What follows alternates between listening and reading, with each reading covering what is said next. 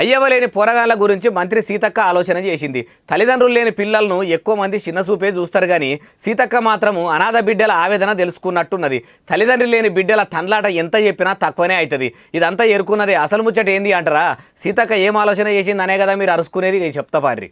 అడవి బిడ్డ సీతక్క మహిళా మంత్రి అయిన కాడ నుంచి అన్ని మంచి పనులే చేస్తున్నది. మంత్రి కాగానే తొట్టతొలి సంతకం చిన్న అంగన్వాడీ టీచర్లకు జీతం పెంచుడు కోసం పెట్టింది. బాలింతలు బాలల బాగోగులు చూసుకునేటోళ్లను గుర్తించుడే కాదు, అవ్వయ్య లేని అనాథ పిల్లలను కూడా ఆదుకోవాలని అంటున్నది. తల్లిదండ్రి లేని పిల్లలకు సర్కారు బళ్ళల్లా కాలేజీలల్లా 2% సీట్లు ఉండాలని అధికారులతోనే అనుకొచ్చిందట. బచ్పన పోరగాన్లకు బాలామృతము, బాలింతలకు పాలు, కోడిగుడ్లు మండలాల నుంచి అందేటట్టు సౌలతులు చేయాలని కూడా అనుకొచ్చిందట.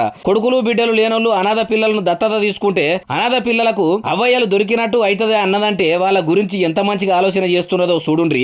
సాటి మనిషిని సమానంగా చూసే గుణమున్నది కాబట్టి సీతక్కకు మందిలో ఇంత మంచి మర్యాద అంటారు ఏముచ్చట తెలిసినోళ్ళు.